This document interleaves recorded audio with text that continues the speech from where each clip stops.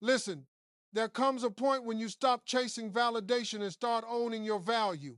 Most people don't realize this, but ego feeds on control, attention, and the comfort of knowing you'll never walk away. The moment you break that cycle, everything changes. The moment you pull your energy back, ego feels it immediately because ego hates losing the spotlight. But love, real love, cannot grow inside a space where ego is running the show. You want to hurt an ego? Stop giving it the power to define you. Stop responding instantly. Stop proving yourself. Stop explaining the same thing over and over. Ego expects you to bend, adjust, compromise, and shrink. The moment you decide, I'm not doing that anymore, that ego starts shaking. It loses its balance. It loses its control.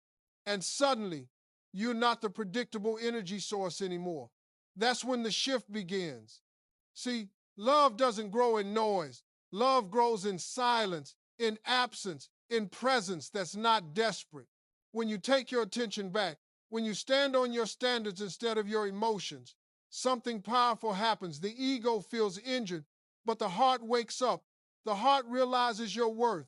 The heart understands your distance. The heart recognizes that losing you is a real possibility. And that's when love moves different. That's when love starts chasing you. The most attractive thing in the world is someone who knows what they bring to the table and isn't afraid to walk away from anyone who doesn't appreciate it. Self-respect is magnetic. Emotional discipline is magnetic. Boundaries are magnetic. When you stop making someone the center of your world, they start seeing your world differently. They notice you're not available like before. They notice your glow. They notice your confidence. Ego hates it, but love can't resist it. Hurt the ego by elevating yourself, by becoming harder to access, harder to impress, harder to shake. Don't argue, level up. Don't beg, improve. Don't chase, attract. Your silence, your growth, your independence. That's what wounds the ego and awakens the heart. Because deep down, everyone wants someone whose absence actually means something. Everyone wants someone who isn't afraid to say, I'm not settling. Everyone wants someone who carries themselves like the prize. When you become that person, love grows madly, respect grows deeply, effort increases naturally. You don't have to play games. You don't have to manipulate. You don't have to pretend. Just know your value so loudly that ego gets bruised in the process and love has no choice but to rise to your level. That's how you shift the dynamic. That's how you create a love that chases, respects, and cherishes you madly. Pulling back your energy is one of the most powerful shifts you can make because it forces a clear separation between ego-driven attention and genuine love. When you stop overgiving, over-explaining, and over-investing, you create a space where intentions reveal themselves without you having to say a single word. Most people don't realize how much power they hand over when they stay available at all times, when they respond instantly, when they allow access even after being disrespected.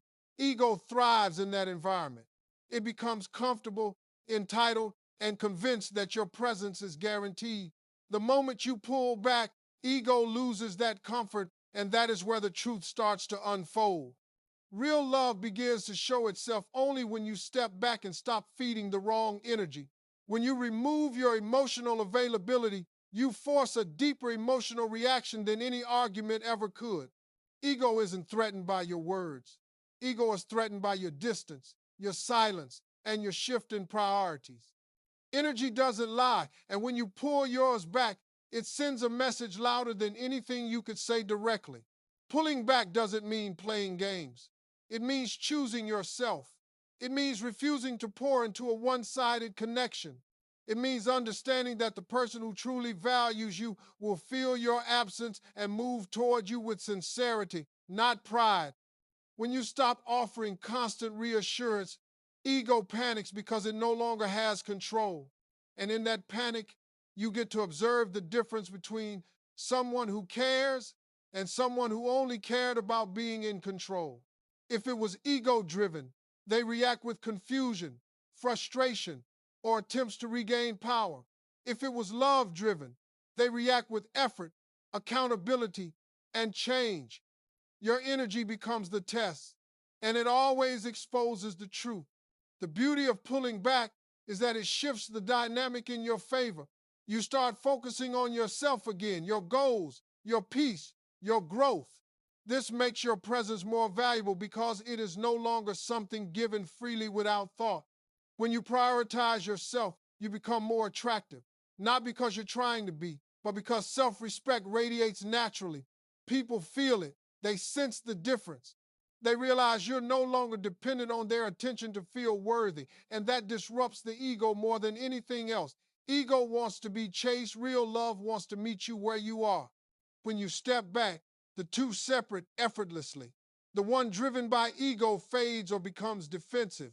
The one driven by love becomes clearer, more intentional, more aware of your value. Pulling back your energy is not about punishing anyone. It is about protecting yourself. It is about giving yourself room to breathe, observe, and decide with clarity instead of emotion.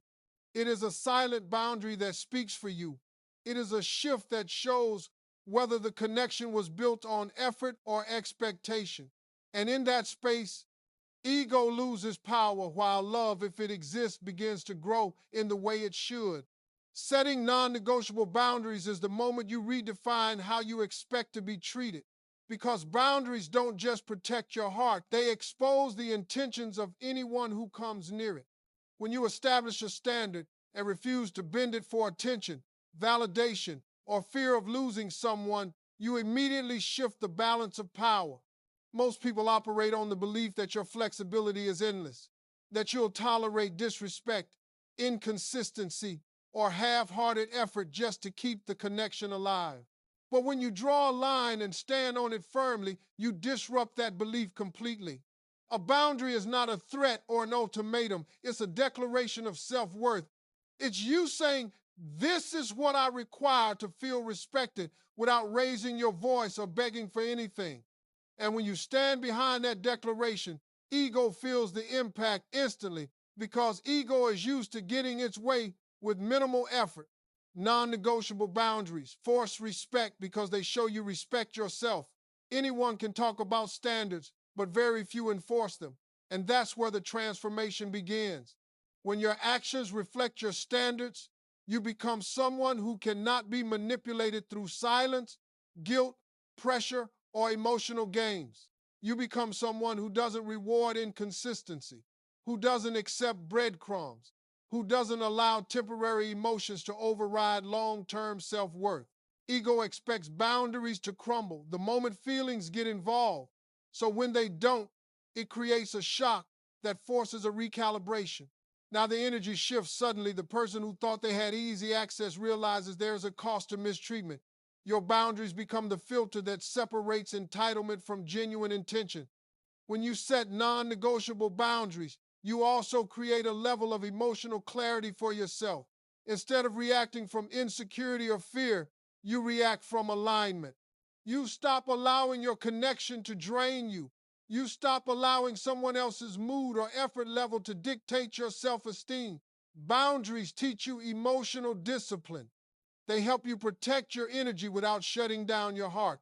And when you communicate those boundaries calmly and confidently, you show that you're not seeking conflict, you're seeking respect. You're not trying to control anyone, you're trying to control how you allow yourself to be treated. This clarity scares ego because ego survives on chaos and comfort zones. But love thrives on structure, respect, and mutual understanding. Boundaries make that distinction clear. The most powerful part of setting non-negotiable boundaries is that it forces change one way or another. Either the connection elevates or it ends. Either someone rises to meet your standard or they step away because they cannot benefit from you without giving anything in return. And both outcomes protect you. Boundaries never chase people away.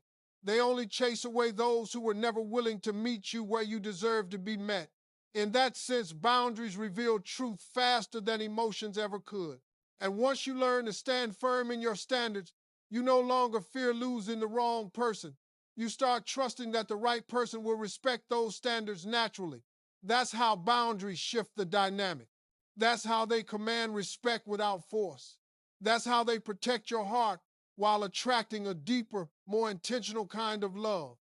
Responding with calm control instead of emotional reactions is one of the strongest moves you can make because it takes power away from ego and places it back in your hands.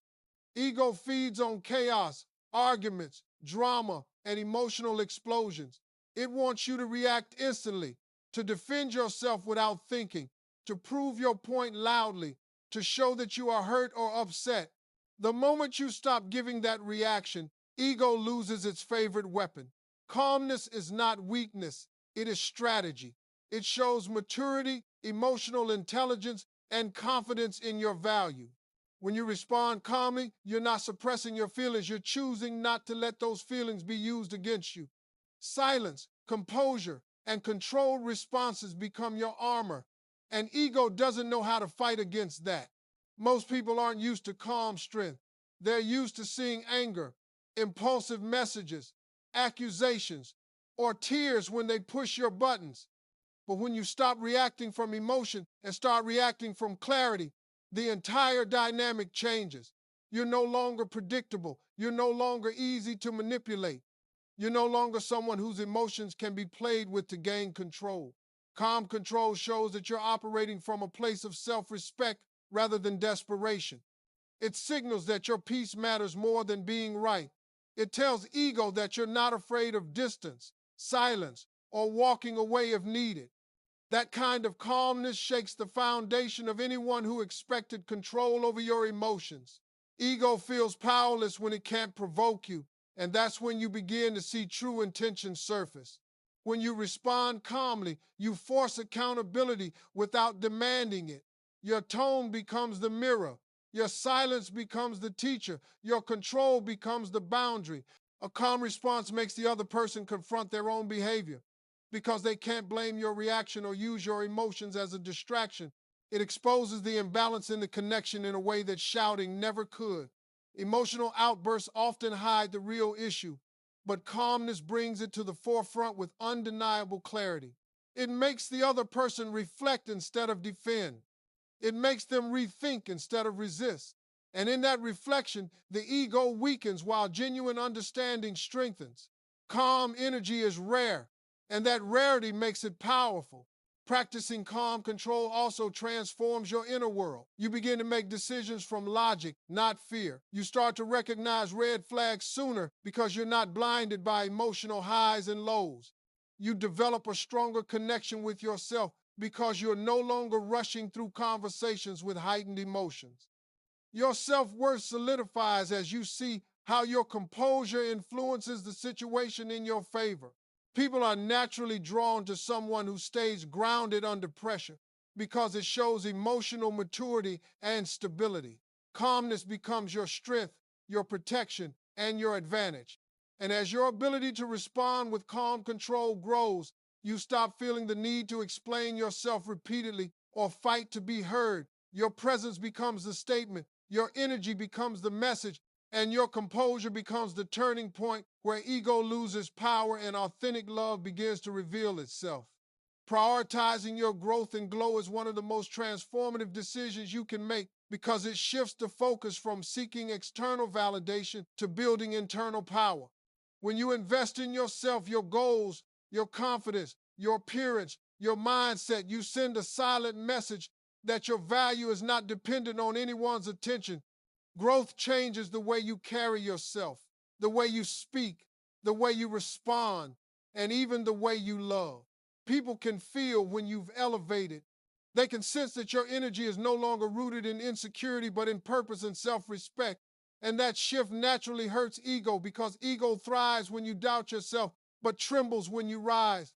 When you choose to glow for your own sake and not to impress anyone, you create an aura that becomes impossible to ignore. The moment you start prioritizing your growth, everything around you begins to reveal itself differently. You stop chasing what isn't aligned with you. You stop settling for half-hearted effort. You stop tolerating behavior that drains your energy. Growth gives you clarity, and with clarity, you stop entertaining anything that distracts you from your evolution. This is where the glow comes in, not just physical, but emotional and spiritual.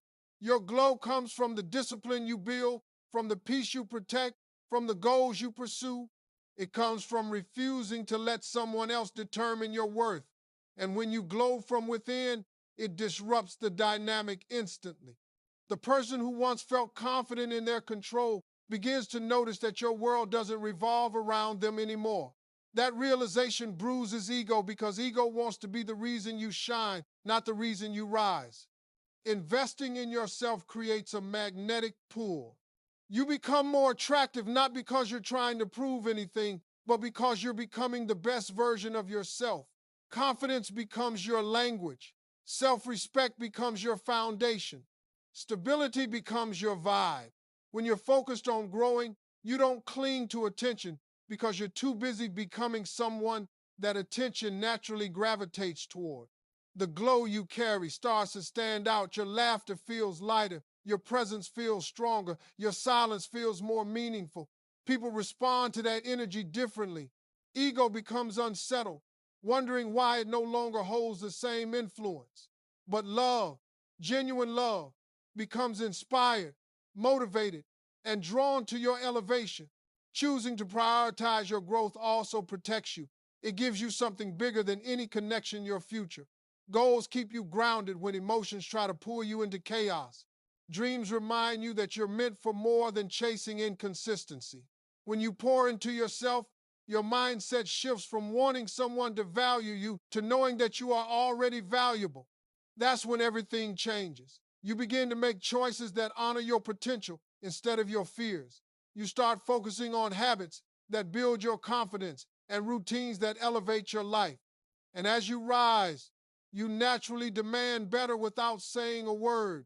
The right people rise with you. The wrong people fall away. And the connection that's meant to grow with you becomes stronger because your glow is now rooted in your own greatness. Showing that access to you must be earned and not assumed is one of the deepest forms of self-respect because it communicates your value without you having to announce it. When you make yourself too available, too reachable, too predictable, ego begins to take you for granted. It assumes you will always be there, no matter how little effort is given. But when you shift your energy and require effort, consistency, and respect before granting deeper access, everything changes. You create a natural filter. You make it clear that your presence isn't a convenience, it's a privilege. And that understanding shakes any ego that has grown comfortable with easy access. People treat what is rare with care and what is always available with indifference. So when you start acting like your time, your attention, and your emotional space are valuable, you force a shift in the dynamic without saying a single word. Earning access means understanding your worth and enforcing it through action. It means not answering every call within seconds, not responding to every message out of anxiety, not rearranging your entire schedule for someone who gives you the bare minimum. It means recognizing that effort should be matched, not begged for. When someone wants access to your world, they should show up consistently, respectfully, and intentionally. And when they don't, your distance becomes the consequence. This isn't about playing hard to get, it's about being hard to disrespect. Once you decide that you are no longer handing out unlimited access passes, ego loses its grip. It can no longer rely on your emotional availability to feed its control. Ego becomes unsettled, unsure, even threatened because it realizes that the version of you it once depended on is no longer there. As you start to guard your access, your energy becomes more selective. You stop oversharing with people who don't listen. You stop giving affection to those who don't reciprocate. You stop offering emotional support to those who never show up for you. Protecting your access creates scarcity, and scarcity creates value. The person who once overlooked you now pays attention. The person who once responded slowly now becomes faster. The person who once took you for granted begins to realize that losing access to you is a real possibility. That fear doesn't come from manipulation, it comes from the recognition that your standards have changed. Your actions now demand respect, not request it. And in that space, ego begins to fade while genuine desire begins to grow. Requiring effort before granting access also strengthens your inner confidence. You begin to feel more grounded, more aligned, more in control of your emotional world. You realize that you never needed to chase love, you only needed to set the standard for how love should approach you. As you hold your ground, the connection either rises to meet you or falls apart under the pressure of responsibility. Either outcome benefits you because someone who cannot earn access to your heart does not deserve a place in it. And once you fully step into this mindset, you stop attracting situations that drain you and start attracting connections that value you. You stop settling for passive interest and start demanding active effort through your silence, your standards, and your actions. This is how you transform the dynamic, not by force, but by elevating your worth and making your heart a place that must be earned, never assumed.